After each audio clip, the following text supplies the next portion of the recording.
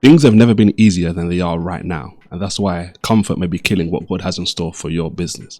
So in today's video, I want to show you how to use tried and tested skills from the past and use them effectively today. Now, in order to do that, I'm going to use the story of Ezra and compare what happened to him in comparison to an entrepreneur.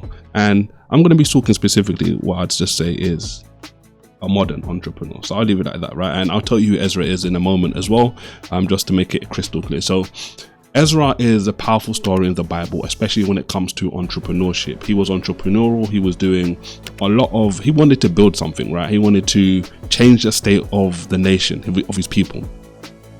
And when you read through Ezra chapter 7, there's a couple of verses I want to go through today as I help you understand the problem that many of us face today, and obviously how to overcome it.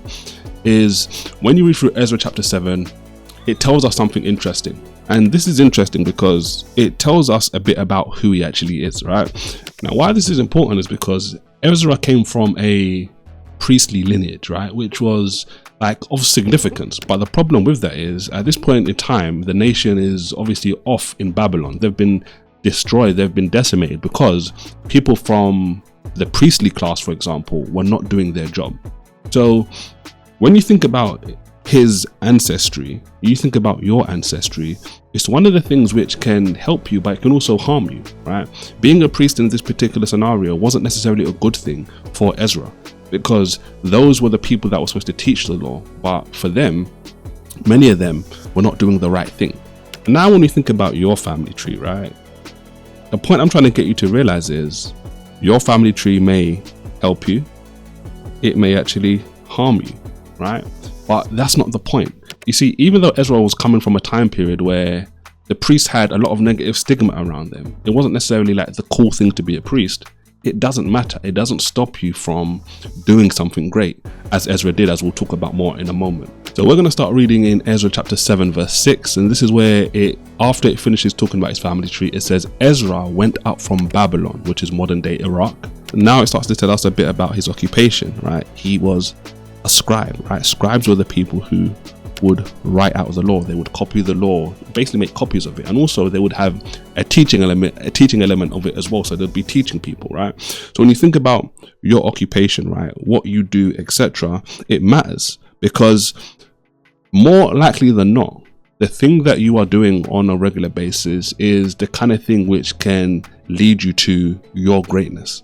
It says that he was a ready scribe. So what that means was he was skillful. He took what he was doing seriously. He didn't mess around. He was obviously taking what he was doing very seriously. And again, if you think about what I already said about his pedigree, his lineage, they're not in a good light at this particular point in time. So the fact that he's a ready scribe, he's skillful, it shows you that he's contrasted, he's different from the people that were around him or the people which will be associated with him. So I want you to understand that even if the people around you have a negative stigma on them, that doesn't mean that you can't take what you're supposed to be doing seriously and skillful. The reason and the trap that a lot of people fall into is, well, everybody around me is comfortable, so I'm going to be comfortable too, instead of taking the steps necessary in order for your business to thrive in the area that you want to go into. The verse continues, right? It says, he was a ready scribe, which the Lord God of Israel had given him. And it says, the king granted him all of his requests according to the hand of the Lord his God upon him. All right. So we've already spoken already about occupation, right?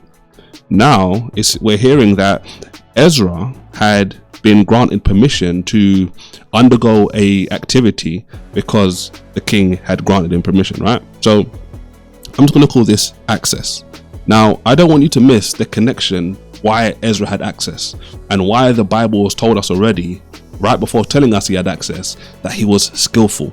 You see, access, if you would like access comes a lot of the time from skill. Could you imagine if Ezra was someone who wasn't skillful, wasn't taking his job seriously? The king could obviously see that he was someone who was about his business. He wasn't allowing the comforts of another kingdom, being comfortable in another kingdom, stopping him from trying to take part in the mission that he was obviously on. You see, some of the reasons, a big reason why you may not have access to certain things that you want, is because you're comfortable and because you're allowing the comfort to allow you to be comfortable, basically, right? That's stopping you from being given access. You see, God could grant you access to certain things right now, but what would happen? What would happen if God now dropped 100 new customers on you today? Would you be able to manage it? Like realistically? Most likely not, right? Why? Is it because you've been comfortable and you're not prepared, like Ezra was prepared for the task at hand? This is important. This is the kind of thing I think about on a regular basis. And these are the kind of reasons what you're seeing right now, why I love to base what I do in business based on biblical principles. Because I can look at someone like Ezra and see, wait, hold on, wow, like this is actually special and actually can help me in what I'm doing. So it continues in verse 7, it says, and there went up some of the children of Israel, and of the priests and the Levites and the singers and the porters and the Nethinim, basically those that like the temple helpers, unto Jerusalem in the 7th year of Artaxerxes the king. So now we're hearing about other people who are embarking on a journey. Now I mentioned earlier on, right, they're in Babylon, right, which is modern day Iraq. They're now embarking on a journey. They're going on a journey to Jerusalem, to Israel, right? Now, if you think about, like, we'd call that all the Middle East today, right? Iraq and Israel, it's all the Middle East. It's all pretty close together. Now, but I want you to catch something. But before I tell you what I want you to catch, right, let's talk about the next thing. So this is introducing the mission, right? They want to go to Jerusalem. They've been in captivity. They've been downtrodden. They've been beaten, right? And they haven't lost sight of the mission. They want to go back home. They want to rebuild their culture. They want to rebuild the temple, etc. Okay. When you think about this for yourself as well, are you focused on the mission?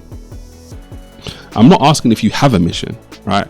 If you don't, that's obviously something we have to do about another time. But are you focused on the mission at hand? And this is the point I want to really focus in on here. It says in verse 8 that, and he came, talking about Ezra, to Jerusalem in the 5th month, which was the 7th year of the king. So in the 5th month of this year, of the 7th year of the king, this is when Ezra now arrives in Jerusalem. Okay, so he's obviously made a decision. He's in Babylon, he's in Iraq, and he's obviously now moved over to this particular place. And then it says in verse 9, for upon the first day of the 1st month, he began to go up from Babylon, and on the 1st day of the 5th month, he came to Jerusalem according to the good hand of his God upon him. Now, this is so significant. This is so vital. Don't miss this, right?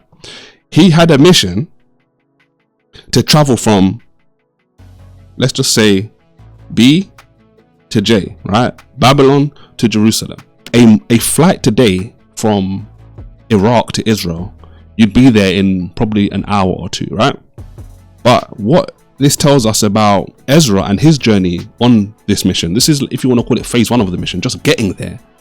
It took it from the 1st of the 1st month in the year to the 1st day of the 5th month of the year. So it's not exactly the same, but imagine like you go out on a journey on January 1st and you arrive at your destination on May 1st, right? It took him 4 months. Now this really is starting to get into what I really want to talk about today in regards to the comfortability of today really slowing us down on so many different levels. Because you know what's so interesting about this? This is a guy who had skill, he had the will, but he still had to go on a long journey in order to get the deal, right? Think about this. It took him 4 months, not 4 months to get to the end result, which is rebuilding the nation, rebuilding the temple. These are things which are coming later on down the line. But in order to even have a chance, he was willing to travel for 4 months. Now, what's significant about this is obviously he's traveling from one place to another. He's obviously been given permission from the king to go, but at the same time, that wasn't some easy journey, right? Ezra wasn't getting in a plane and flying from Babylon to Israel in 1 to 2 hours, right? He's gonna go on a horse. He's gonna obviously go and stop at places. This wasn't an easy journey. 4 months. The problem with many of us today is we live in what we call, or what I like to call, the microwave generation. And I'm not even gonna just write it. I'm just gonna draw it, right? This is the microwave. We like microwave miracles. And if you think about what I'm talking about here, we live in a day and age where we have stuff like Uber Eats, we have stuff like DoorDash, whichever app you want to reference, whatever one you use, where we can order food that we desire to eat and have it here within minutes. Minutes, guys. Right? You have a mission. Oh, I want this food. I really like this food. Couple taps on your phone, the food will be here in minutes. Ezra wanted to go on a journey. He had a mission in mind. To even get there, to even start, took him 4 months. He was willing to wait. We can watch any movie, any TV show we desire today. Why? Because we have stuff like Netflix, Apple Plus, Disney Plus, like all of these programming tools, right? Which give us stuff that we can watch to our heart's content. It's instantaneous. We find ourselves in situations where we can order stuff and it can come by tomorrow. And we're even upset many times when we don't have the option for it to come tomorrow. And even today, people are starting to get concerned with, well, why is there not same day delivery, etc. These are blessings, right? Don't get it twisted. I'm not saying these aren't things which aren't desirable, but at the same time, we have to bear in mind that when it comes to doing things which actually matter, that really matter, really fulfilling and completing our missions in life, it's not going to be as easy as that. So Ezra was willing to take time in order to complete his mission. He was willing to go through a hard journey through various different terrain, where we could take that same journey today in about an hour or 2 hours. And this is one of the major issues of the modern day entrepreneur. The modern day entrepreneur who wants to go into business is so fixated on a microwave miracle, on something happening right like that, instantly, because we are so comfortable with things happening just like that all the time. But there's more. The Bible's going to tell us exactly what separates people like Ezra from a modern day entrepreneur. And again, this is why I said earlier on, these are the kind of things I love, because it helps us use those same things which people like Ezra and other people are doing in order to get the same sort of result. Now, before we talk about that though, let's talk about what Ezra was actually going to do, right? Ezra's in Babylon. He wants to get back to Jerusalem and uplift the community, because there were Israelites all over the world, right? And Ezra knew if he could get back to Jerusalem, if he could re-establish the economy, if he could get the temple back up and running, he would have a global outreach, right? So this is one of the reasons why he was willing to travel in this particular direction, because he understood as an Israelite, his way to have global impact, to have global reach, would come from what every Israelite in every place in the world would focus on, which is the temple, right? Which was the centerpiece, because God said he would dwell in the temple, right? Now, think about the modern entrepreneur. The modern entrepreneur doesn't need to go on a arduous journey. In Ezra's case, it was 4 months just to get there before even doing anything else. We, today, from the comforts of our home, can go viral, right? We, from the comforts of our home, can reach anybody in the world. Anybody. This is the power of technology today on a massive scale. I can record this video, and this video can go to pretty much every country in the world, and someone can watch it. I can influence what someone does in any different place in the world just because I've turned on my camera, turned my microphone on, and I'm speaking into my microphone and recording it on my camera. I could go live. There's so many different ways that I could reach people. You could reach people, but it's easy. It's very easy. And this is the difference. This is why sometimes being comfortable or too comfortable can hold you back. And you have to remember, okay, cool. These are things which they're blessings, but we should never allow blessings to become our burdens. So obviously, Israel, okay, cool. Like you're saying there's all this comfort today, But at the same time, we obviously see that there's people successful in business, even still today. Like, okay, what's the difference? And I want to talk about what the difference is. The Bible tells us what the difference is in the next verse. I'm going to read it and we can start to break it down, and we'll talk about a couple more things as well, which are obviously essential. So in verse 10, it tells us something very key about Ezra. And it was highlighted to a certain degree previously in verse 6, where it talked about how he was a ready scribe, right? That wasn't by accident that it mentioned he was a ready scribe, right? He was skillful, he was disciplined, he took it seriously. Now, why does it say that Ezra was willing to take that journey, that arduous, hard journey from Babylon to Israel, which took 4 months, right? Just to get there before he could even do anything. It says in verse 10, for Ezra had prepared his heart to seek the law of the Lord and to do it and to teach in Israel statutes and judgments. When we think about what it just says there, there's so much stuff there, but he had dedication, right? He was dedicated. Now, dedication is the thing which separates people like Ezra from modern day entrepreneurs. Many modern day entrepreneurs who don't get what they want in life is because the modern day entrepreneur lets all of these things that we've spoken about so far and the things we're going to continue to talk about in today's video hold them back. Dedication. What is your dedication like?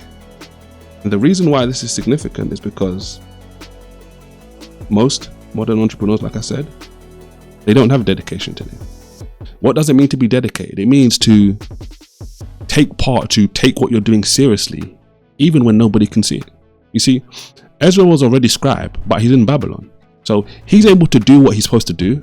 But if Israel was in right and good standing at this particular point, it would have been even better for him. But he was still skillful. He still took what he did seriously. And like I said earlier, these are some of the reasons why the king, who was not an Israelite, was willing to give him access, to grant him his petitions. Now we'll think about it, right? How much stuff today for the modern entrepreneur is pretty much on easy mode, right? Most of the stuff. We spoke about ordering food, we spoke about watching movies, we spoke about delivering stuff, ordering stuff, right? Same day delivery, etc. We spoke about the fact that in order for us to have a global outreach today, we could just do it in minutes. We could literally pick up our phones, our mobile phones, and reach someone anywhere in the world. It's easy. But the way in which you circumvent, the way in which you don't allow these things which are blessings and allow things to be very easily on easy mode for us today is you have to use what Ezra used. The modern day entrepreneur, those of us that are living today, we have to use the same thing that Ezra used, which is dedication. But you know what's significant about what it said in the verse? It said he had prepared his heart. You see, his heart, when you prepare your heart, it's different to just saying something. People can say whatever they want, but when you are convinced and you believe deep down in your heart, that's going to drive you to do stuff which most people will not do. You see, as easy as it is to pick up your phone and create content, people go viral on their phone every single day. As easy as it is to turn on a camera and to record a video, people don't do it. Why? Because they haven't set themselves up in their heart and they haven't been dedicated enough to take the steps. You know, I go running in the morning, right, sometimes, and it's always interesting what you see when you go out early, because even before that, right, I'll wake up in the morning, I'll read my Bible, and it's interesting because I'll be in the living room and I'm reading the Bible, and it's like you can see like which house has lights on, which house doesn't have lights on, etc. You see, things are happening even when you're asleep, and these are the things which most people don't see. So I read my Bible, pray, I go out, right, or I work out, right. I'll normally work out, but sometimes that includes going on a run. So I'll work out. The days I go out on a run, right, I'll go out on a run, and it's like you see, like, who's out, who's not out. There's people that are getting stuff done even when you are still sleeping in bed.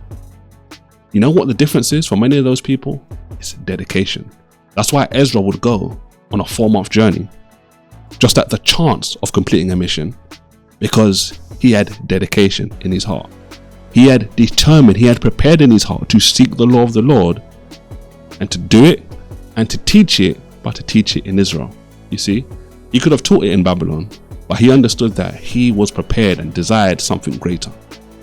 So he believed in it. and he was dedicated enough to it for him to ultimately go on to achieve it. You see, when we think about all of this stuff, I want to highlight one thing which kind of encapsulates all of this stuff. So many of us today get hoodwinked, bamboozled, right? Deceived by the social media highlight reel. You see someone do something in a 60-second clip and 90-second clip, even if you want to talk about a 10-minute video, but you don't focus on the dedication and the preparation internally, which allows those things to become reality. I always love this story, right? It's a story from a book I recommend. I even did a video about the book on the channel a couple years back, right? Working the Angles. In this book, it's funny because it's a book about pastoring, right? But I always look at it like it's a book on leadership. And he tells this story, which I always remember, where he says, you know what? The people in the arena get captivated, right? They are exhilarated by the man in the arena who does a special move in a moment. But they don't understand that in order for him to create that moment of majesty, it took loads of time when no one was looking to perfect it and to prepare it. A moment of majesty comes from many moments of preparation and skill and working on your craft, etc. So look, I know in today's video I've spoken a lot about like we are comfortable, and I don't want you to make the mistake of thinking that comfortable is not a blessing. It is a blessing, but again, let's not allow our blessings to become a burden. And one of the things God has showed me, especially in this time, is we have to become comfortable being uncomfortable, because that will help us get the kind of stuff that we desire in our business, in our life, for our friends and our family, etc. Just like Ezra was able to take this first step on his mission. Now, if you want to understand how to become comfortable being uncomfortable, watch this video right here next. I break down exactly what you need to do. Go win, and God bless.